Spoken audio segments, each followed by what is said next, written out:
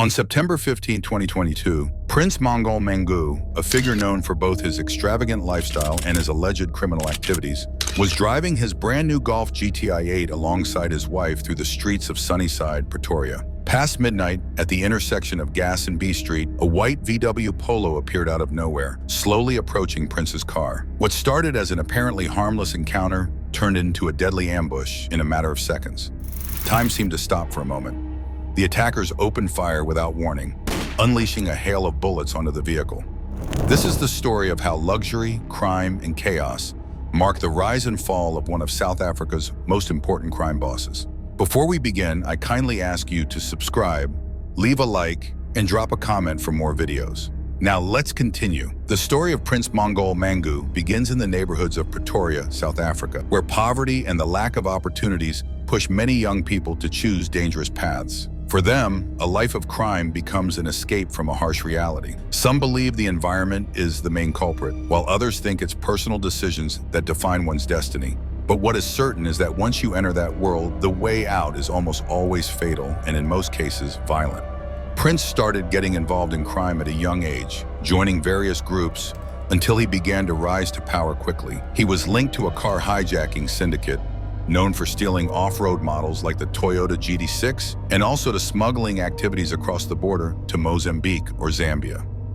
However, one of the key moments in his life was when he started participating in cash-in-transit heists, such as the one in February 2022 at Mandy Spa on Twip Road, Centurion, where a deadly attack on a G4S security guard took place. As his influence grew, Prince rubbed shoulders with people like Zorro, another well-known criminal, who also played an important role in the criminal world. However, with his rise to power, tensions also escalated. While his life seemed to be full of luxury and excess, the gang world, like Three Boys, was a dangerous ground, and the competition for control over territories and resources was fierce. But Prince didn't seem to worry about any of that, as money and power kept him on top, until everything began to fall apart. The war between the Mongol and Three Boys gangs was neither easy nor quick. It was a bloody battle that lasted over 2 years, with a significant number of casualties on both sides. As the conflicts intensified, Prince Mongol Mangu solidified his position as an unstoppable leader. His ambition not only allowed him to gain territory in Pretoria, but also pushed him to expand his operations to other nearby cities. Through luxury car thefts, off-road vehicle hijackings, and armored truck heists, Prince controlled a multi-million-dollar business. His gang was connected to an international smuggling network trafficking vehicles to Mozambique and Zambia. In this way, he established himself as a key figure in South African organized crime, something many did not expect from someone who had started from the bottom. However, Prince not only controlled the criminal world, he also knew how to maintain a public image. As his gang grew, he continually flaunted his wealth and power. On his social media, he posted videos with luxury cars, designer clothing, and of course, his weapons. In one of the most commented posts, he celebrated his birthday with a party surrounded by friends, luxury cars, and a cake decorated with dollar bills. In other posts, he was seen with members of other gangs like Zorro, a close ally with whom he supposedly shared business. Before we begin, I kindly ask you to subscribe, leave a like, and drop a comment for more videos. But while Prince flaunted his lifestyle, the authorities weren't sitting idly by. In 2021, after several reports of illegal activities and murders linked to his name, the police began focusing their efforts on capturing him. In January 2021, a raid was carried out at his residence in Trenance Park, a well-known area of Chatsworth, where Prince lived with some of his closest associates. You're right, there's a sharp jump that may cause some confusion. Here's an improved version that explains in more detail how the events unfolded, connecting the arrest to his eventual death. The police operation against Prince Mongol was a significant blow to his criminal empire. In January 2021, the Durban Anti-Gang Unit in the National Intervention Unit carried out a raid at his residence in Trenance Park, Chatsworth. The operation was meticulously planned and executed in the middle of the night when the early morning darkness provided the perfect cover to surprise the occupants. The agents stormed the house armed with balaclavas and automatic rifles, ready to confront anyone who tried to resist.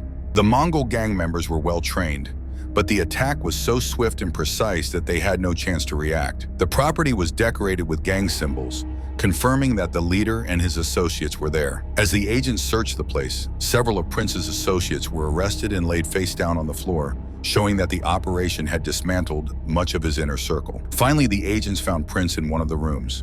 They arrested him without giving him a chance to defend himself, quickly taking him to an unmarked police vehicle to protect him from possible retaliation. The police knew that any move could trigger a wave of violence, as Prince had many contacts in the underworld who were willing to rescue him. However, the arrest did not mark the end of his troubles. Although he was behind bars, his name remained relevant in the criminal underworld. Meanwhile, his rivals like Zorro began to take advantage. Zorro had been a close ally of Prince, but with his arrest, the situation changed drastically. Zorro and other criminals wanted to seize control of the region, leading to a new power struggle over drug trafficking routes and luxury car thefts. This power vacuum in South Africa's underworld was the spark that ignited a dangerous battle between gangs, a fight that Prince would be caught up in even while in prison. His rivals wasted no time in acting. The news of his arrest and the increasing tensions in the underworld made it clear that his life was no longer safe, even though he was in custody. As tensions increased, Prince's situation became more precarious. In September 22, shortly after being incarcerated, a brutal attack occurred that would change everything. On this occasion, Prince was traveling with his wife in his Volkswagen Golf GTI 8, a car he had acquired with the same ostentation he used to show on his social media. It was the early hours of September 21st when, while driving through Gas and B Street in Pretoria, they were intercepted by a car with several armed men. The attackers opened fire, shooting several times at Prince's vehicle. The bullets pierced the car, severely injuring the crime boss. His wife, who miraculously survived the attack, witnessed her husband fall, struck by the bullets. As the attackers fled, Prince was quickly rushed to a nearby hospital, Mulmed, in a desperate attempt to save him. Despite medical efforts, Prince did not survive. A few hours later, he was declared dead. He was 43 years old. The same man who had built an empire of drugs, luxury cars, and murders met his end in an ambush in broad daylight. Fate caught up with him as quickly as he had built his empire. It was a fatal blow, once again linked to the bloody battles he had provoked himself. With his death, the world of organized crime in South Africa lost one of its most important players. But the repercussions of Prince Mongol's murder were felt throughout the region, unleashing a new wave of violence in the underworld of drug trafficking. After Prince's death, his story didn't end there. Another close ally of his, Zorro, met a similar fate. Just a few months after the ambush that ended Prince's life, Zorro was also murdered in a brutal execution in Mamelodi, another hotspot of organized crime in South Africa. Zorro, like Prince, had close ties with several gangs and criminal organizations. According to reports, Zorro and Prince had worked together on several robberies and heists, consolidating their positions as some of the most influential criminals in South Africa. After Prince's death, Zorro became a target for other rivals in the drug trafficking and smuggling business. In Mamelodi, Zorro was ambushed while driving his van. A BMW approached from behind, and without warning, the occupants opened fire with automatic rifles. Zorro tried to escape, but his luck was no better than Prince's. He was hit by the bullets and ultimately executed while trying to flee. Police found 29 spent bullet casings at the scene, confirming it had been a planned attack by a rival group. Zorro's murder caused great shock, and comments began circulating on social media like, "Now we can finally drive our GD6s in peace," suggesting that control over the stolen luxury vehicles in the area had passed into other hands. Prince Mongol's funeral was an event in itself. In a final act of ostentation, his family organized an event that reflected the wealth and luxury with which he had lived. Rumor has it that the cost of the funeral exceeded 300,000 rands. Only 2022 model cars were allowed to participate in the funeral procession, and attendees were required to arrive dressed in designer clothing.